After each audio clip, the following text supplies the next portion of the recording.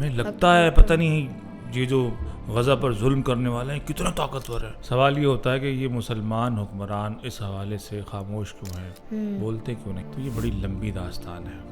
اچھا, اور اگر ہم تھوڑے سے پیچھے جائیں تو حضرت عمر فاروق کا زمانہ, دور خلافت, آپ نے فرمایا تھا کہ اگر دریا کے کنارے کوئی کتا بھوک سے مر گیا تو اس کا ذمہ دار بھی میں ہوں.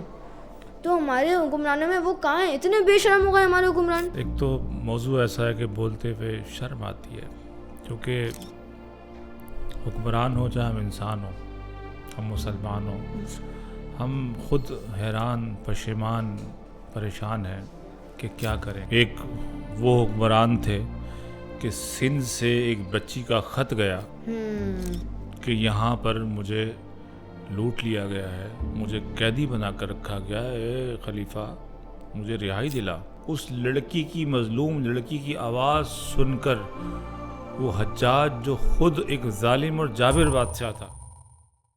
السلام علیکم ورحمۃ اللہ وبرکاتہ. امید کرتا ہوں کہ آپ لوگ ٹھیک ہوں گے, خوشحال ہوں گے, فائن تو ہیں, شائن بھی ہو جائیں گے مجھے دیکھنے کے بعد, اور آن لائن تو خیر آپ آئی گئے میرے ساتھ. خیر بہرحال آج میں نے علی بھائی کو دوبارہ اپنے ساتھ دعوت دی ہے کہ آج ہم ایک بڑے سنجیدہ ٹاپک پہ گفتگو کرنے والے ہیں, جس میں میں سمجھتا ہوں کہ علی بھائی بہترین طریقے سے ہمارے ساتھ گفتگو کریں گے اور ہمیں مکمل جوابات سے سمجھانے کی کوشش کریں گے.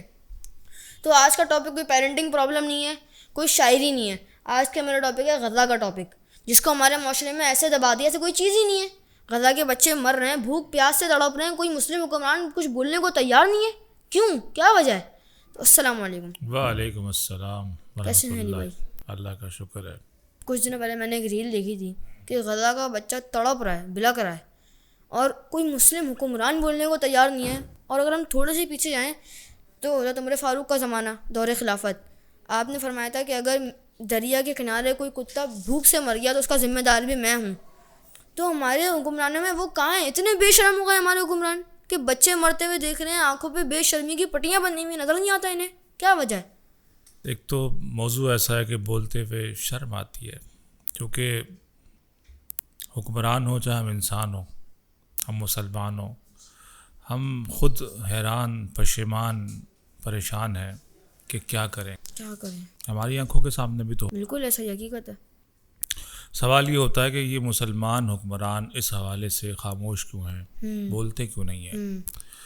تو یہ بڑی لمبی داستان ہے, اچھا, بہت لمبی کہانی ہے. ایک وہ حکمران تھے کہ سندھ سے ایک بچی کا خط گیا کہ یہاں پر مجھے لوٹ لیا گیا ہے, مجھے قیدی بنا کر رکھا گیا ہے, اے خلیفہ مجھے رہائی دلا. اس لڑکی کی, مظلوم لڑکی کی آواز سن کر وہ حجاج جو خود ایک ظالم اور جابر بادشاہ تھا. صحیح, بہت ظالم بادشاہ. ہاں, لیکن ایک مظلوم لڑکی کی فریاد, مسلمان لڑکی کی فریاد نے اس کو بے چین کر دیا, اس کو خوابوں میں آ کے تنگ کر دیا.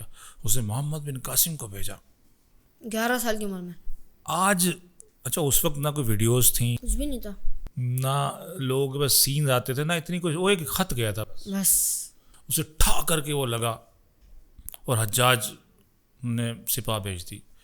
آج ویڈیوز ہیں, ڈیڈ باڈیز ہیں, بموں کی پروف ہے, موبائل ہے, سب کچھ ہے, لوگ دیکھ رہے ہیں, ریئیکشن نہیں ہے. کیوں نہیں ہے؟ کیا وجہ ہے؟ اس کا جواب میرے آقا علیہ الصلوۃ والسلام نے صلی اللہ علیہ وسلم انہوں نے فرمایا, میری امت کا فتنہ مال ہے. اللہ. آج ہم جس دور میں جی رہے ہیں یہ کیپٹلزم کا دور ہے. کس کا دور ہے؟ کیپٹلزم, سرمایہ دارانہ نظام کا دور ہے. پیسے کا دور ہے. ہم مادہ پرست دور میں جی رہے ہیں. اللہ اکبر. آج اس دور میں کہنے کو تو لوگ خدا کو مانتے ہیں, اس کی عبادت کرتے ہیں, لیکن حقیقت میں میٹیریلسٹک ہیں. میٹیریل کی عبادت کرتے ہیں لوگ, مفاد کی عبادت کرتے ہیں, اسے پوچھتے ہیں. ہر شخص اپنے مفاد کے بارے میں سوچتا ہے. اڑوس پڑوس کے فلسطین, عرب ممالک ہیں, وہ سوچتے ہیں کہ ہم کیوں پڑے ہیں ان کے معاملے میں, ان کا ہمارے تو مغربی ممالک سے فلاں انٹرسٹ ہے, فلاں ملک اتنا ہم سے تیل لیتا ہے, فلاں اتنا تیل لیتا ہے, ہم کیوں. ہم یہاں بیٹھ کے سوچتے ہیں جب وہ نہیں کر رہے تو ہم کیوں کریں. اچھا, ہم کریں گے کیا؟ دوسرا جب ایمان ختم ہو جاتا ہے نا تو باطل کا رعب جو ہے دلوں پر حاوی ہو جاتا ہے. اللہ اکبر، بالکل ایسا ہی حقیقت ہے. ہمیں لگتا ہے پتہ نہیں یہ جو غزہ پر ظلم کرنے والے ہیں کتنا طاقتور ہے، ان کے خلاف کسی نے کچھ کر دیا تو قیامت آ جائے گی. کچھ بھی نہیں ہوگا. یہ خوف طاری ہے. خوف ہے. فلموں کے ذریعے، اسٹوریز کے ذریعے، جناب ایک ان کا ایجنٹ آتا ہے اور پورا ملک تباہ کر کے چلا. ایسی ایسی فلمیں بنا بنا کے، جیمز بانڈ فلانا اور آئے دن ایسی فلمیں.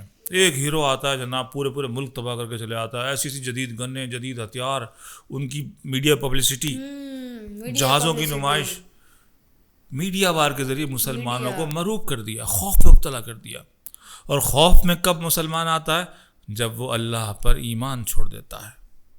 ہاں، اللہ اکبر. لا الہ الا اللہ کا نعرہ جب اس کی زبان سے، اس کے دل سے رخصت ہوتا ہے تو اس کے دل میں جو چیز جگہ لیتی ہے وہ کیا ہے؟ وہ خوف ہے.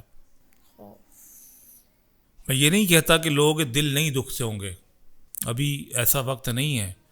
لوگوں کے دل دکھتے ہوں گے، بعض حکمرانوں کے دل بھی دکھتے ہوں گے. ہم تو روتے ہیں دیکھ کر. میں لوگوں کو یہاں مرتے ہوئے دیکھا ہے، غزہ کے حال دیکھ کر میں نے دیکھا وہ مر گئے ہیں اللہ شدت غم سے. ہاں میں نے خود دیکھے اپنے محلے میں. لیکن مفاد، مال، دولت، جاہ، خوف. پھر تو ان سے بہتر وہی ہیں جو مر گئے. اقبال نے جو اس مسئلے کو اقبال نے سمجھایا ہے، وہ کہتا ہے تو شاہی ہے بسیرا کر پہاڑوں کی چٹانوں پر. تو شاہی ہے بسیرا کر پہاڑوں کی چٹانوں پر. نہیں تیرا نشیمن قصر سلطانی کی گنبد پر. واہ واہ واہ. اس نے کہا کہ تو مسلمان، تو شاہین ہے، اور شاہین پہاڑوں کی چٹانوں پر رہتا ہے. اگر تو سلطانی گنبد میں محل بنا کر رہے گا تو تو برباد ہو جائے گا، اڑ نہیں پائے گا. ہمارے ایک جاننے والوں نے عقاب کا بچہ پالا. اچھا. پالا، چھوٹا سا بچہ وہ لائے، اور جناب وہ کچھ ہی سال میں اتنا بڑا، ایک بکری کے بچے اتنا بڑا ہوا. اس کو دیکھ کے خوف آئے، اتنا اس کی چونچ اور روب، لیکن بے ضرر، اڑ نہیں سکتا وہ بیچارہ پنجرے میں رکھا ہوا. تو آخر ایک دن ان کو نا اس پہ رحم آیا کہ وہ پھڑپڑاتا تھا، انہوں نے اس کو آزاد کر دیا. اچھا. ایسی چھت پہ لے جا کے چھوڑ دیا، اڑ گیا وہ. ود ان 2 and 3 hours، 4 یا 5 گھنٹے بعد وہ نیچے مرا ہوا ملا. چیلوں نے اسے چیلوں نے مار دیا اتنے بڑے باز کو. جب وہ باز ایسے آسائش میں رہے گا، اس کو شکار کرنا نہیں ہے، اس کو چونچ میں کھانا کھلایا جا رہا ہے، اس کو فیڈر پلایا جا رہا ہے، اس نے نہ کچھ شکار کرنا سیکھا ہے، نہ اپنے ماحول کو دیکھا ہے، وہ پہاڑوں سے واقف نہیں ہے، وہ اڑان نہیں کر سکتا، اس طرح سے پر نہیں پھڑپڑا سکتا اپنے. وہ کشمکش سے، رزم حق و باطل کی کشمکش سے واقف نہیں ہے. شکار کرنا آسان تھوڑی ہے، پہلے اسے ڈھونڈنا، پھر اس سے حملہ کرنا، پھر جان لیوا اس سے کشمکش کرنا، پھر اس لے کے اڑنا، پھر اس کو چھیلنا. آپ کوئی مطلب کوئی مچھلی وغیرہ کوئی جانور پکڑتے ہیں، اس کو چھری سے کاٹنا عذاب ہو جاتا ہے، اسے چونچ سے وہ کھاتا ہے. کہ ہر چیز میں مشقت ہے، وہ مشقت اسے فولاد بناتی ہے. تو آج مسلمان گھوڑے کی پیٹھ سے اتر گئے تو خوف تو بنتا ہے دائم. بہت ساری وجوہات، یہ ایک وجہ میں نے بیان کی ہے، وجوہات اس کے علاوہ بھی اور بہت ساری ہیں. کچھ دوسروں کی بھی ہمیں ایسے راستے پر لگا دیا گیا، ایسا لٹریچر ہمیں پڑھایا گیا کہ ہمارے دل میں دنیا بس گئی ہے، دنیا بس گئی، دین نکل گیا دل سے. مطلب ہم سمجھتے ہیں کہ یہی زندگی ہے. اگر ہم نے غزہ کے ان کی کوئی مدد کرنے کے لیے گئے تو ہمارا سکھ چین برباد ہو جائے گا. ہمارا سکھ چین برباد نہ ہو. ہاں، ہم آواز دیکھیں، نعرہ لگانا، آواز لگانا، پوسٹ لگا دینا آسان ہے نا، چلو ہم نے کر دیتے ہیں. لیکن یہ جو ابھی اب محرم کے ایام چل رہے ہیں نا، امام علی مقام نے کیا کیا؟ سر کٹا دیا. سرداد نہ داد دست در دست یزید، سر دے دیا ہاتھ نہیں دیا. ہاتھ نہیں دیا. ظالم کی، غاصب کی حمایت نہیں کی میرے امام نے. تو یہی غزہ کی جو صورتحال ہے، اس کے بہت سارے ریزن ہیں. سب سے بڑا ریزن یہ ہے کہ ہم دنیا پرستی میں مبتلا ہو چکے ہیں، مفاد دیکھتے ہیں، ہم خوف زدہ ہیں کہ اگر ہم نے کچھ آواز اٹھا دی، کچھ ہم وہ کر دیا، کچھ جنگ کی دھمکی دے دی، ان کے ساتھ کچھ کہ ہمارے امداد بند ہو جائے گی، ہماری رسد بند ہو جائے گی، یورپ میں داخلہ بند ہو جائے گا، ہماری ایکسپورٹ یورپ میں جاتی ہے وہ بند ہو جائے گی. تمام ممالک کے بالکل طرح طرح کے ایشوز ہیں. اور پھر وہ تو بہت طاقتور ہیں، ان کی تو بڑی بڑی فوج ہیں، ان کی بڑی بڑی ٹیکنالوجی، ان کے ڈرونز ہیں. ہم تو ان سے پیچھے بہت. تو وہ نہتے لوگ ٹکرا گئے. لیکن ایک بات ہے جو تقویت کا باعث ہے کہ میں نے بہت سی ویڈیوز دیکھی ہیں غزہ کی، لیکن میں نے ابھی تک ایسی ویڈیو نہیں دیکھی جس میں وہ اس بات کو کوس رہے ہوں کہ جنگ کیوں ہوئی. شکر ادا کرتے ہوئے ملتے ہیں علی بھائی. میں نے ایک بچہ دیکھا وہ ملبے پہ بیٹھ کے یہاں قرآن ہمارے پڑھ رہا ایسے تھا. لوگ ملتے ہیں، مجھے کئی لوگ ملے جو کہتے ہیں جی سارا قصور حماس کا ہے، سب اس نے کیا، یہ کیا، مروا دیا لوگوں کو، پھنسوا دیا. جو خود پھنسنے سے ڈرتے ہیں وہ اس طرح. لیکن میں نے ایسی کوئی جملے، ایسے کلام، ایسی باتیں غزہ کے لوگوں کی ایسی ویڈیو ہو سکتا آئی ہوں، میری نظر سے نہیں میری گزری. نظر سے بھی نہیں گزریں. ناشکری کر رہے ہیں. وہ تلاوت کر رہے ہیں، آیتیں پڑھ رہے ہیں، مصیبت پر صبر کا اجر بیان کر رہے ہیں، اور جناب پورا تباہ ہو چکا ہے. لاکھوں لوگ شہید ہو چکے ہیں، ہزاروں نہیں، لاکھوں. اور لاکھوں خاندان بے گھر ہو چکے ہیں، ختم ہو چکا ہے. راضی برضا، راضی بارضا ہے، اللہ کی تقسیم پر آتے ہیں. ایمان تازہ ہو جاتا ہے. ان کی ویڈیوز دیکھ. لیکن دیکھنا یہ جو ظلم ان پر ہو رہا ہے، یہ جتنے بھی لوگ ہیں جس میں میں خود کو بھی شامل کرتا ہوں، تماشا دیکھنے والے، یہ نیست و نابود ہوں گے، وہ ایک دن امر ہوں گے. انشاءاللہ بالکل. حق کے سامنے ڈٹنے والا کامیاب ہوتا ہے. علی بھائی بہت شکریہ، آپ نے مجھے اپنا قیمتی ترین وقت فراہم کیا اور اتنے بڑے ٹاپک کو آپ نے مختصر سے مختصر کر کے سمجھایا. بہت شکریہ. تو آپ نے دیکھا کہ علی بھائی نے کتنی اچھی گفتگو کر کے میں سمجھایا. میں نے آپ سے پہلے بھی کہا تھا کہ علی بھائی نے ہمیں اتنی اچھی گفتگو میں سمجھائیں گے کہ آپ کی سوچ ہے.